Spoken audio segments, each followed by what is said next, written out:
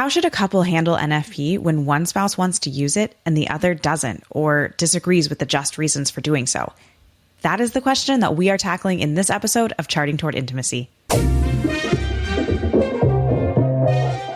Welcome to Charting Toward Intimacy, where we are expanding the conversation around Catholic sexuality.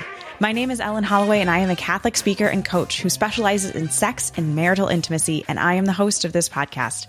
Today's episode is a treat. I'm having a conversation about what to do when your spouse disagrees on your reasons for using NFP or just doesn't want to use it. And I'm having this conversation with someone who more or less disagrees with my opinion on the answer. We have a super fun special guest here. Normally every other episode we have Kathleen with us, but we have Kathleen's flip side with us. Michael, would you like to introduce yourself? I would. My name's Mike or Michael. Kathleen refers to me as Michael. Everyone else in my life calls me Mike, so I don't know what to make of that. But that's so funny. Yeah, but since you sort of know me only through her, it would make sense that you would refer to me as Michael, so it's fine, I guess. Today, we are going to be talking about, we got a listener question, and Michael and I think, come from two pretty different perspectives on this, so I think it'll be really fun to hear both of our sides. Not that we're going to have an argument or something on the podcast, but just we really think about these things differently, and I think it's going to be awesome. So here's the question. How should a couple handle NFP when one spouse wants to use it and the other does not, or disagrees with the just reasons for doing so? I love this question. So, Michael, no, what would you say if, let's say, like some good friends of yours came to you and they were like, the woman was like, I want to use natural family planning and my husband here doesn't agree that we have just cause to avoid pregnancy. What would you say to that friend? Ephesians 5, just do whatever the husband wants to do. Just kidding. Yeah. Well, it's tough. The obvious sort of follow-up question is, well, why? Why do you want to use NFP, theoretical friend? And why does your husband not want to use NFP? And are those reasons in line with the gospel? But I'd be most interested to hear why the husband doesn't want to use NFP, I guess. It seems fairly straightforward why you would want to use NFP. You have some reason to abstain from having children. But it's like, sure, well, why does the husband not want to use NFP? Well, it's one of two things. It's either a very sort of low-to-the-ground sexual thing. It's just like, I don't want to deal with the nonsense of abstaining. Or it's probably something more highbrow and philosophical, and I don't think that NFP can be used licitly or something along those lines. Yeah. And I guess there's sort of different responses to both. But with respect to that first one, I just don't want to deal with abstaining, right? Listen, right now, your female listeners are cringing, and they're like, this guy's got to be kidding me. How is he even giving this response the time of day, But sort of giving the male perspective, my life has been made more difficult, and my psyche has been more negatively impacted, and in my opinion, our marriage, by disagreements and issues with our sex life, much more so than the number of children we have. So when we have 5 kids, it's a lot of kids. That is stressful, for sure. It is financially difficult, whatever, all those things. But if you just want to say, hey, what makes my life more difficult, which I think is often the barometer that women use for like, hey, should we abstain or not? Or should we use NFP or not? For me, it's like having these sort of seemingly arbitrary, annoying times when we just can't do one of the most important things that a married couple can do, which therefore has all these cascading effects in terms of our marriage, in terms of my own psyche. I think I'm really loving hearing this perspective because I think what happens a lot, we're always banging the drum of self-control, which is absolutely necessary, absolutely, a virtue to build, absolutely a fruit of the Spirit, right? But I really like the way that you worded it when you said our marriage has been affected more by arguments from our sex life than the number of children that we have. And I just think that that's something to really reflect on if you're listening to this. And maybe you're in kind of a situation like this where either you want to use NFP and your husband doesn't, or it's maybe just something like your husband wants to have more sex than you want to have. I think it's important to kind of like just reflect on that particular thought of like, what is causing more stress and more discomfort in your marriage? Is it the number of children that you have? Or is it like this argument this perpetual argument that exists with sex? Because I know there are a lot of couples who kind of just have that perpetual argument just sitting on the table. Yeah. And I would say too, like, I guess I was coming after the ladies there, but maybe in your defense a little bit. I think it is a man's duty to take care of his wife. I tell Kathleen all the time, "Hey, you're my queen." I think it's sort of uniquely a man's duty to take on sufferings for the sake of their marriage, for the sake of their wives. I think it is right for a husband to be strong in the marriage. So I think there's something to be said there, that the sufferings of a husband are somehow less than the sufferings of a wife, and that's the lot in the life of a husband. And that's not always fun, and that's not always fair. And I always tell Kathleen that I just need to crucify my flesh, and then she's like, "Oh no, that sounds like psychologically neglectful to yourself, and that's bad." It's like, okay, well then just have sex with me. Like, what are we doing here then? Like, that, if you don't want me to crucify my flesh, then like, okay, great. I don't want. You think I want to? There's this Bill Burr bit which I will heavily edit, where he says, for some effed up reason, when the ship's going down, the women and children get to go on the life rafts first, right? I don't know why that is, but that is the way it is, and that feels just somehow. So I don't know, maybe go down with the ship a little bit, boys. Oh my gosh, Michael! By the way, you guys, Michael has been wanting to come on the podcast for months, and it's not that I haven't wanted him to come on. It's just that it's totally not that. I'm sure, yeah. It's just been scheduled. Yeah. It's not that I don't want to have sex with my husband. It's just that all this stuff like comes up, and I don't know. Then we just end up somehow not having sex. Come on, Whoa. That's what you just did right there. Wow. I mean, not exactly. Hopefully, this just got very uncomfortable. I do want to say though, wow, you made an interesting point there of me not having you on the podcast. It wasn't because I didn't want to have you on the podcast. It just, I never prioritized it, right? I never made it important to me. Right, yeah. And that's something that I think we as women as a whole, and of course, we're just kind of talking in big generalities here, right? Sure. If you and your spouse are on the flip side of this conversation, just flip our words, right? But I think that's something that we often don't recognize is our desire for sex very likely is lower than our husband's. And sometimes we just kind of we're just like, whatever, like his desire needs to go away. But desire is good. Desire was created by God. Like if you anything theology of the body, if you go in that direction, like desire is going to lead us to God.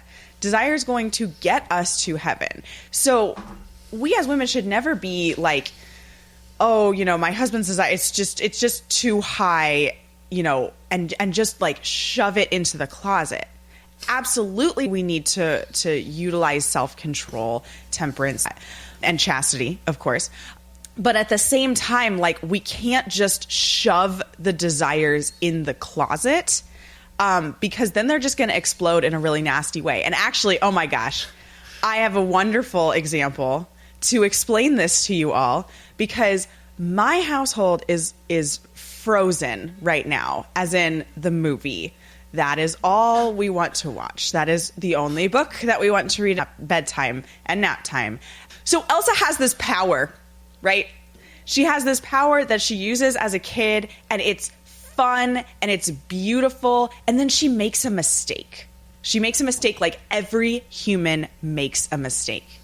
And instead of being told that she was forgiven and then being encouraged to continue practicing that power that she has in beautiful and good ways that are appropriate for her stage in life, instead she is told to shut it down, right? So then she attempts to shut her power down, and in doing so, shuts herself out from basically every pleasure in life.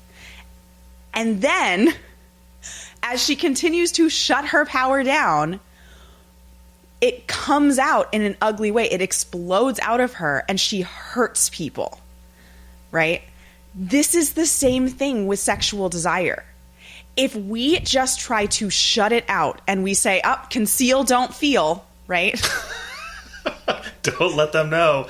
Don't let them know. Don't let them know that I have sexual desire. Don't let them know. This is something that we as women, particularly like women who were raised Catholic, Christian, a lot of times we have this like, don't be a sexual being. Don't let anybody know I have desire. And then it explodes out in nasty ways. And this also, this happens on both sides of the spectrum of men and women. If we're told to just shut our desire down, throw it in the closet, then that's when we start making mistakes with it, because it just becomes this like boiling pot that then boils over, and then we hurt people and we don't follow God's will for our life. But Elsa up on the North Mountain, right? She's singing Let It Go. I'm not done with this. This is profound. Keep going. Right? She finally lets it go in a safe place, right? There, she knows that she can't hurt anybody. She's in an appropriate place to like let her power out. You can think the same thing of like a husband and wife are in the marriage bed. That is an appropriate place to just let that desire out. And Elsa builds something beautiful. It's gorgeous. I mean, and they mention that throughout the rest of the movie multiple times of just like, wow, like that's ice. Kristoff is like, oh my gosh, that's ice, and it's beautiful what she allows that power to do when she lets it out in an appropriate way. And that's exactly sexual desire. When we let our sexual desire out in an appropriate, chaste context, meaning within the sacrament of marriage, within the marriage bed, or, the marriage couch or the marriage kitchen floor. Like, it doesn't actually have to be the marriage bed, right? The marriage back of the car, Yeah, love that one. Whatever, right? Yeah. Within the marital act, it is beautiful, and it makes us more holy. Letting that power out makes us more powerful. As Elsa practiced her powers more, she got more powerful and could do even cooler things. That's the same thing for our sexual desire. As we let it out in appropriate ways, we are able to feel that desire even more fully. We're able to love our spouse even more fully. We're able to be an image of divine Trinitarian love even more fully. Like, sex makes couples more holy. So there's my Frozen analogy. Yeah. Wow, that was like a scene for scene. I mean, you really walked that. Who knew that Frozen was actually about repressing sexual desires? I do want to kind of just harken back to the question and just make a couple of like practical suggestions, because I think we've talked very theoretically about this. But so going back to, how should a couple handle NFP when one spouse wants to use it and the other does not, or disagrees with the just reasons for doing so? I think the most important thing here is communication. Something that Michael said at the beginning was, why? I'd want to know why the husband doesn't agree with just reasons. I'd want to know why the wife feels this way. And that, I think, is the crux of how to handle NFP, is laying it all out. My sister calls this a come to Jesus talk. Like, you just put everything on the table and explain your wants and explain your needs and explain your desires and explain your frustrations and work together. Like, you are a couple, you are married, you have the grace of the sacrament that will help you to work through this difficulty and this disagreement.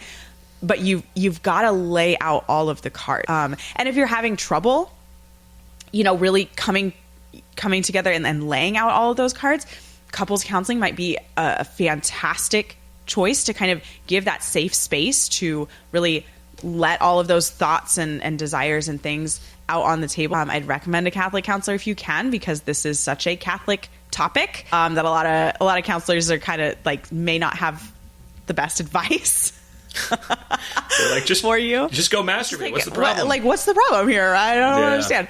So I'd recommend a Catholic counselor if you can swing it. I know that's a little bit hard, but also at the same time, I mean, a counselor, if they are worth anything, they have to respect your values. So as long as you kind of lay out your values at the get-go, if a counselor's not respecting your values, then you need a different counselor. But that's a totally different topic. But I just kind of wanted to... I would say, too, though, what are you really talking about when you have just reasons? You're probably talking about either physical health, mental health, or finances. Those are the three things that you should be pretty much not on the same page with in terms of being... You should be talking about that stuff anyway. Mm-hmm. Physical health, mental health, and finances. And frankly, finances is basically just mental health anyway.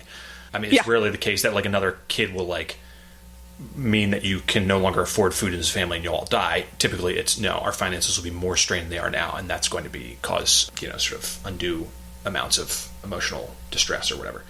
So yeah, I mean, if those are three kind of important things for you to have the pulse of one another on anyway. So probably best just to talk about those regardless. Right. Those should be like regular conversations for you and your spouse. Pope Paul VI in Humanae Vitae, he lays out 4. I think you just sort of coupled a couple of them. He says social, economic, psychological, and physical. So those are the ones that you need to consider. And I think what he means by social is a little bit more of like society and then also the social aspect of the family unit itself. I think that's a lot of times what he's talking about there. But yeah, I think those are that's a good direction to kind of start in, is like really discussing those in depth. And I think there's definitely a world of argumentation about just reasons, and it's like, oh, some people are like, oh, there's no such thing as a just reason, and then others are much on the other side of the spectrum there. But I think that's something that is so individual per each couple. Some couples, in their situation, there is no such thing as a just reason, and that's wonderful. And then other couples, there absolutely are just reasons to avoid pregnancy, and that's something you have to figure out with your spouse and God. Like, no one else can tell you if your reason for avoiding pregnancy is just or not. I can't tell you. Like, literally, no one else can tell you. Like, it's you, your spouse, and God. So, I mean, maybe. I mean, many thoughts. But it's so funny. I think you have a very feminine pattern of thinking, and I have a very masculine pattern of thinking. And I'm listening to you and being like, nah, bro, if my buddy is like, I want a motorcycle, and I won't be able to afford that if I have another kid, so I'm going to abstain. I'm just going to tell him, bro, that's unjust. I'm going to tell you, like, that is not just between you and God. Like, I am your brother. I'm coming to you as the church and as a prophet in your midst. I'm telling you that's not just. I just wonder if it's possible to slide into sort of relativism. You mentioned concupiscence, and as you discern these things, if you don't have firm principles guiding your discernment in terms of whether it's just to abstain or not,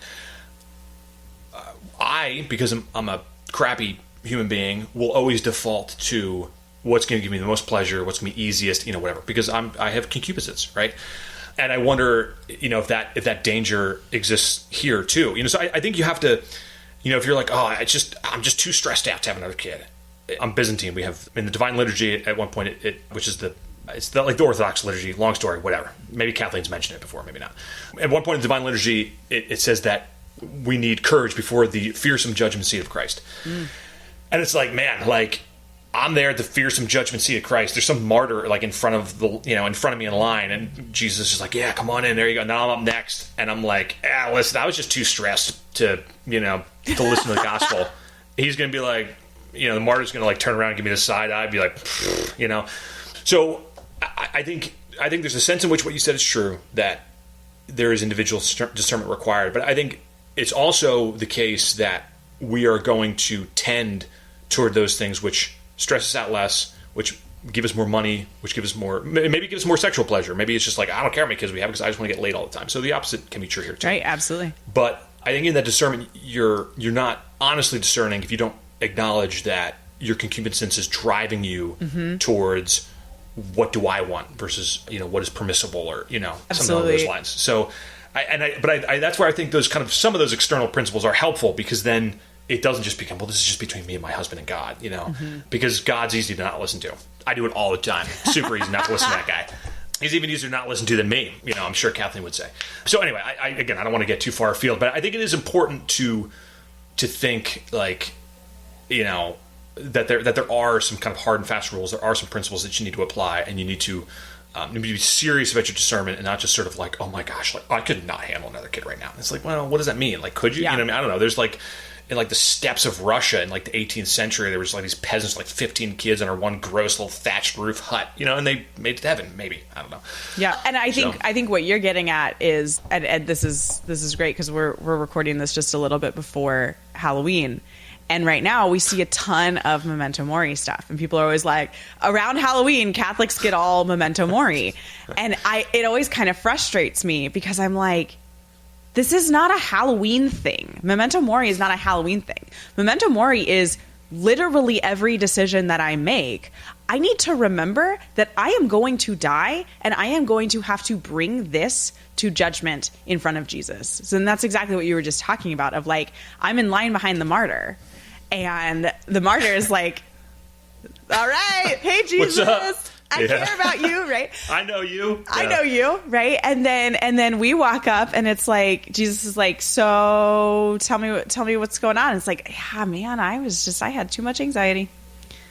I just couldn't handle praying every day. That just wasn't something I could do. Cards. It wasn't in the cards. Yeah, sorry about that. Yeah, man. Ooh. I think, but we have such a permissive attitude towards one another. Like you want to have empathy. So your friend comes to you, and they're like, I'm losing my mind right now. Like my kids are insane. I can't do it. Hey, listen, come on, man. Like just relax. You're a parent. Everyone gets to the end of their line. Like we treat one another in a way that's trying to convey empathy and that's trying to like lessen the suffering of others. And there's a sense in which that's good. But I wonder if it goes too far sometimes. And it's like, we should also be exhorting one another, reminding each other, like the truly loving thing is to be like, yeah, helping your friend when he gets to the fearsome judgment seat of Christ, to have that guy be like, no, I'm good. I'm going to come on in. I don't know. So again, I could talk forever on anything. But I think really what it's all boiling down to, and we'll end here, is it's all so nuanced. There's these sides of the spectrum, and we want these clear-cut lines, and that's just not how it works, because we are all individual. We are like, Jesus has an individual relationship with each and every person on this earth. Like Jesus has a relationship with you that he doesn't have with any other person. And our salvation is individual as well. Now, yes, absolutely, we're called to like help those around us in their journey toward Christ and all of that kind of stuff, right? But when we focus too much on like ultimatums and lines, then we kind of miss something. And when we don't focus enough on those hard and fast rules of our faith that our church has kind of wrestled out and figured out over the course of 2,000 years, if we don't focus on those enough, we also have a problem, right? So there's this both and of recognizing, all of these different factors that come into whether or not an action is morally illicit and morally not. And truly the only person who can judge that is Jesus Christ. Like we can't even fully judge whether or not our own action was morally illicit or not, but we can do the best that we can, right? And we can continue to grow, and we can continue to learn, we can continue to form ourselves, and we can continue to practice, because that's what we're doing. We are practicing chastity. We are practicing temperance. We are continuing to get better and better and better at it. Sure. Again, it's funny. This is exactly why you brought me on, right? That I think you summed that up in a way that's very feminine, and I would probably do it differently in a way that's more masculine. And that was. Listen, your viewers are, I'm sure, largely women, and that's good. So praise God for that. Well, thanks so much, Michael, for coming on. You're welcome. Never happening again. Thanks so much for listening. If you are not already following us on Instagram, be sure to check us out at Charting Toward Intimacy. And if you listen to podcasts on a platform that gives you the option to rate or review, we'd love for you to do that because it helps us spread the word about the podcast. If you ever have questions, comments, or episode topic ideas, please reach out to us. We love to hear from you. You can reach out on Instagram or send us an email. Our email is in the show notes. Until next time.